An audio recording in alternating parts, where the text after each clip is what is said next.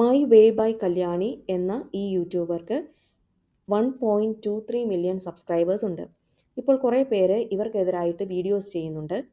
അവർ പറയുന്നത് എന്താണെന്ന് വെച്ചാൽ, ഇവർ ആദ്യം തുടങ്ങിയപ്പോൾ ഇവർ കുക്കിംഗ് വീഡിയോസും അതുപോലെ ലൈഫ് സ്റ്റൈൽ വ്ളോഗ്സും ഒക്കെയാണ് ചെയ്തുകൊണ്ടിരുന്നത്. ഇവർ പെട്ടെന്ന് ഓരോ പ്രോഡക്ട്സ് ഇങ്ങനെ പ്രൊമോട്ട് ചെയ്യാൻ തുടങ്ങി. പ്രധാനമായിട്ടും ബ്യൂട്ടി വ്ളോഗ്സ് ഒക്കെ ചെയ്യാൻ തുടങ്ങി. അതിൽ ഒരുപാട് പ്രോഡക്ട്സ് ഇവർ പ്രൊമോട്ട് ചെയ്യുന്നു.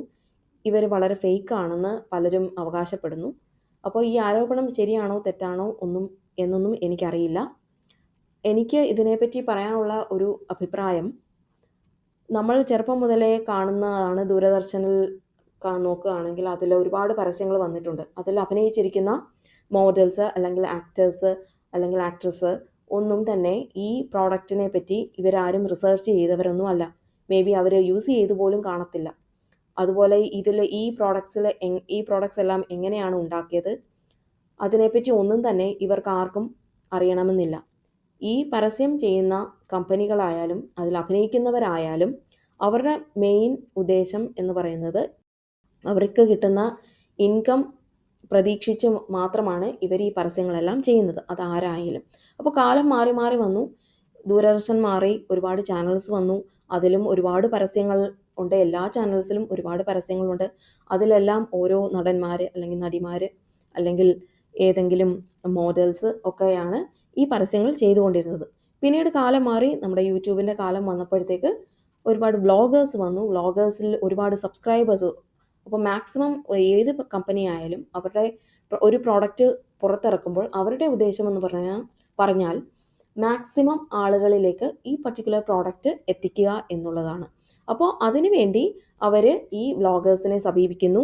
മാക്സിമം വ്യൂവേഴ്സ് ഉള്ള വ്ളോഗിങ് ചാനൽസിനെയാണ് ഇവർ സമീപിക്കുന്നത്. അവർക്ക് വേണ്ടി അപ്പോൾ ഈ വ്ളോഗേഴ്സ് ഈ പർട്ടിക്കുലർ പരസ്യം ചെയ്യുന്നു. അതിലൂടെ ഇവർ പ്രൊമോട്ട് ചെയ്യുന്നു. അപ്പോൾ അതിൽ അവർ പലരും കാണിക്കാറുണ്ട് ഇത് പെയ്ഡ് പ്രൊമോഷൻ ആണെന്ന് പറഞ്ഞ് അവർ കാണിക്കാറുണ്ട്. അപ്പോൾ ഇത് കണ്ട് നിങ്ങൾ വാങ്ങിക്കണോ വാങ്ങിക്കേണ്ടയോ എന്നുള്ളത് നിങ്ങളുടെ മാത്രം ഉത്തരവാദിത്തമാണ്. അതായത് നമ്മളുടെ മാത്രം ഉത്തരവാദിത്തമാണ്. ഇപ്പോൾ ഒരു ആക്ടർ വന്ന് പ്രൊമോട്ട് ചെയ്ത് ഒരു പർട്ടിക്കുലർ പ്രൊഡക്റ്റ് പ്രൊമോട്ട് ചെയ്താൽ അത് വാങ്ങിക്കണോ വാങ്ങിക്കേണ്ടത് നിങ്ങൾക്ക് ഇഷ്ടമുള്ള നടനായിരിക്കാം, നടിയായിരിക്കാം, അല്ലെങ്കിൽ നിങ്ങൾക്ക് ഇഷ്ടമുള്ള വ്ളോഗർ ആയിരിക്കാം. നിങ്ങൾ ഒരു പ്രോഡക്റ്റ് വാങ്ങിക്കുകയാണെങ്കിൽ അത് നിങ്ങളുടെ ഉത്തരവാദിത്തമാണ്. അത് നല്ല പ്രോഡക്റ്റ് ആണോ മോശം പ്രോഡക്റ്റ് ആണോ എന്ന് കണ്ടുപിടിക്കുക എന്നുള്ളത്. ഇപ്പോൾ അങ്ങനെ കണ്ടുപിടിക്കാൻ പ്രയാസമൊന്നുമില്ല. നമുക്ക് തനിയെ റിസർച്ച് ചെയ്യാം. നമുക്ക് ഗൂഗിളിൽ സെർച്ച് ചെയ്ത് നോക്കാം. നമുക്ക് റിവ്യൂസ് നോക്കാം. യൂട്യൂബിൽ ഒരുപാട് റിവ്യൂസ് അവൈലബിൾ ആണ്. ഗൂഗിളിൽ നമ്മൾ സെർച്ച് ചെയ്ത് നോക്കിയാൽ തന്നെ നമുക്ക് അത്യാവശ്യം ഒരു പ്രോഡക്റ്റ് നല്ലതാണോ മോശമാണോ എന്നൊക്കെ കണ്ടുപിടിക്കാൻ ഇക്കാലത്ത് പറ്റും.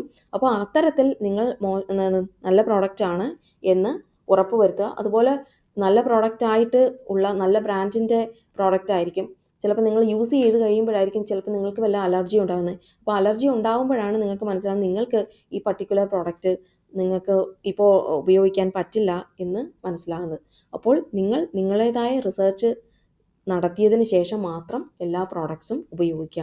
അല്ലാതെ നിങ്ങൾ ഏതെങ്കിലും ഒരു പർട്ടിക്കുലർ ചാനൽ ഫോളോ ചെയ്യുന്നു അല്ലെങ്കിൽ നിങ്ങൾ ഏതെങ്കിലും ഒരു ആക്ടറിനെ ആക്ട്രസിനെ ഇഷ്ടപ്പെടുന്നു എന്ന് വെച്ച് നിങ്ങൾ ഒരു പ്രോഡക്റ്റും യൂസ് ചെയ്യരുത്.